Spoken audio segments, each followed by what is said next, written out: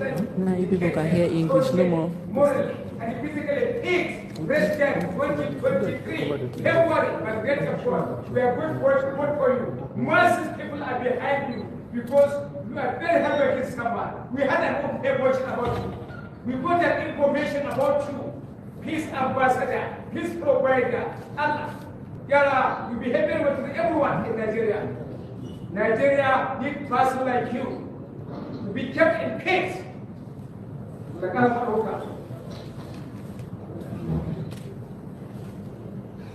Let me very respectfully stand on all protocols and, of course, say my sincere respects to all our grandfathers that are here.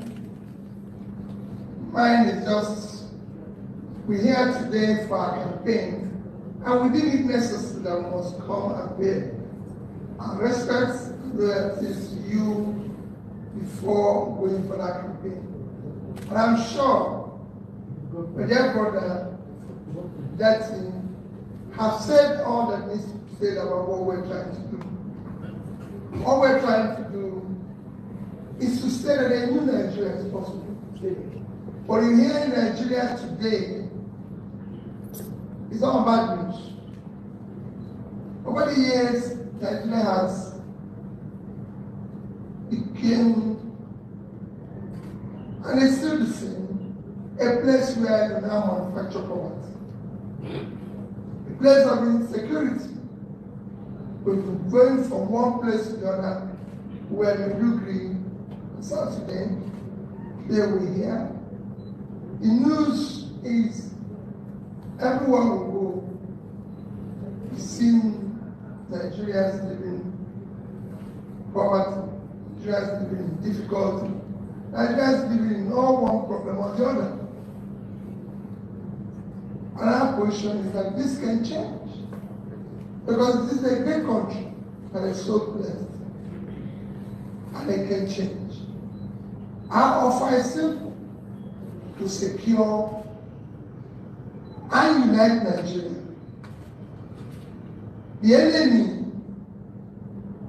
or the criminals are not more formidable.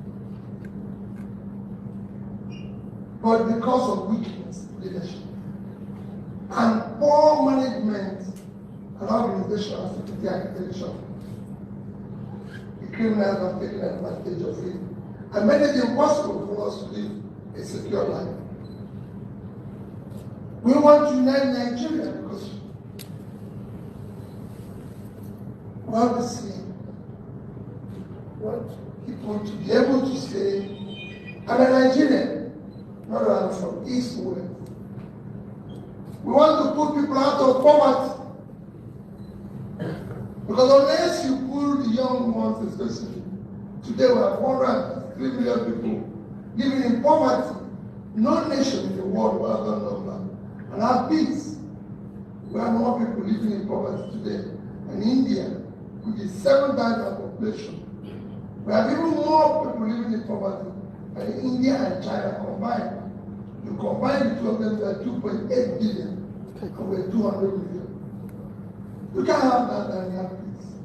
We have the highest youth unemployment. Unless we start putting those youths in the productive age out of poverty, we will not see peace. So for us, the more you reduce poverty, the more you reduce criminality. But you can't do that without moving Nigeria from consumption to production, because this country is not producing anything. Every state in Nigeria, especially most states in other part of Nigeria, is a country on its own. Even those that you can think of size is small. Among the small sizes of states in Nigeria is a state like jigawa, with about 23 point something square kilometers of land. But I can tell you, it's even a country because jigawa is twice the size of Gambia. So it's a country. So the population and the space can feed itself, can be able to produce the first country. There's a lot of people can learn from them. There's a lot of money, tourism, everything. Even what I've seen in this palace, no. Who make people want to visit? You can visit jigawa. These are things not moving. So the country is not producing. And it's producing poverty. That's what we want to change. Nigeria cannot feed itself today. With 200 million people, living on 953,000 square kilometers of land. When India, 1.4 billion people living on 8.2 million square kilometers of land. Not only feeding itself, they export agricultural products. They have 7,000 population. So we're able to live.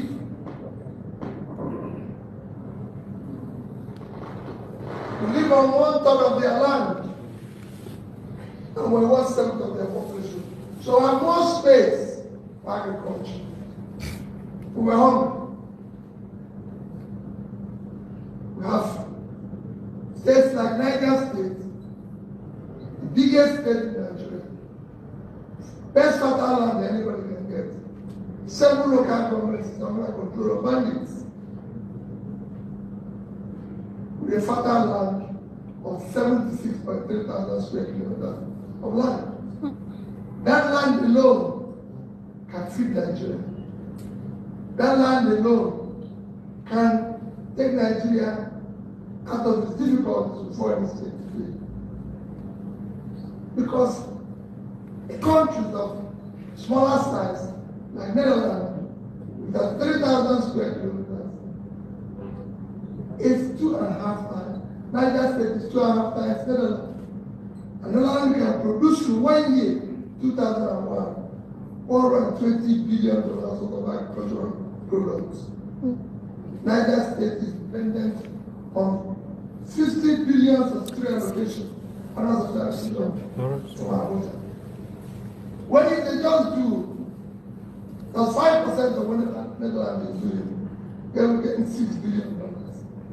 If you exchange that at 650, it's 4 trillion, which is 80 times what they get in Abuja in a year. That's what we want to change.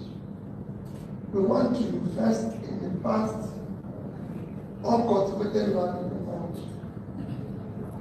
To take Nigeria, to feed Nigeria, cause an agricultural revolution, and an export that will bring productivity to Nigeria.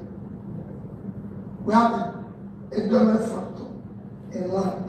I've said it, I can always say that. The biggest oil in Nigeria is the uncultivated land in the north.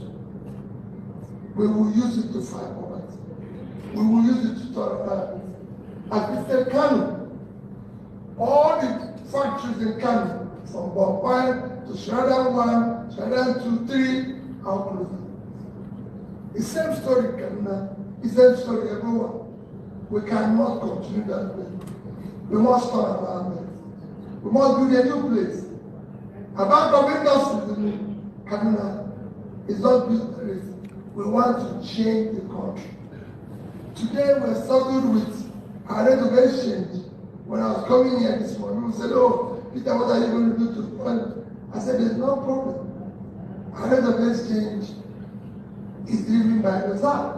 You have no reserve because you have no export. How can your country, a country of 200 million people, export 18.9 trillion worth of exports in 2021? With 650, it's about less than 30 billion. When Vietnam, with half of our population, 100 million, giving out 1/3 of our land, 331,000, export is about 350 billion. We couldn't do 10% of what they need. And they were not exporting oil. They're not exporting metal, they're exporting manufactured goods. That's where we want to be. There's so many things I'm sure that they have told you that we don't, because we just want to rest of the brains. Let me respectfully, I tell you, Nigerian, plead with you. This year the election should not be a trial. Should not be an ethnicity. Every tribe is insecure. Every ethnic group is insecure. No tribe buys bread cheaper in Nigeria. Everybody's hungry. Half are used to the economy. So let nobody tell us that story. We've had it several years, several times. The only thing they do is that sooner they win the election, those they use stayed or jump on their back to become the first victim. Hunger, of insecurity, of everything. This year the election should not be on religion. No religion buys bread cheaper. Every religion is affected. And I've traveled all over the world. Like I always say, people, I'm a Christian. If I go to Dubai, my church, denomination, religion, is built by Emir of Dubai. He gave the land and built the church. In the UK where I lived, I'm a privilege and pass schools. The Queen donated the first land of which they built the Central Mosque in London. So they must. So it is time for us. It is time for us to deal with issues that concern us. We have 20 million out of school children. Those children are children we have refused to educate and teach skill. But I've interrogated with them. They've learned Quran. So they are intelligent. I want to, that year now, discuss. We must beat them where they learn Quran and teach them skill and give them job. Because that's what must be productive. These are things we must do to change our society. So it's not going to be by religion. And let nobody say it is storm. We've had that. We have been seeing the same faces for the past 20, 30 years. It is time. And they go away because they manufacture poverty. Let nobody say it is storm. It's storm of Nigerians to take back the country. This year's election must be based on character we can trust. If anybody says I'm going to fight poverty, I'm going to fight corruption, let's go where he passed and know what happened there. How much was the corruption he fought? How much was remaining? Let him tell us who he is. That he has said who he is. My name is Mr. Peter B. Everybody knows my age and time. Everybody knows the school I went to. That anyone go. I went to Christ College, went to University of Nigeria. I'm an alumnus of various other schools from Cambridge, Oxford, and it's very fine. And we can go on and on. So we thank you for your time. We want people who are competent to govern Nigeria. We want people who have the capacity, the compassion to feel for the poor and suffering Nigerians. We want people who have the physical and mental energy to do the job. This is a serious Nigeria must change. And that's what we are pleading. Thank you for the opportunity of allowing us to at least pay our respects every month. For the sake of Nigeria, let's stop the abuse. Because the society we are allowing them abuse today will take its revenge on our children and grandchildren. Almighty Allah, bless all of you. Amen.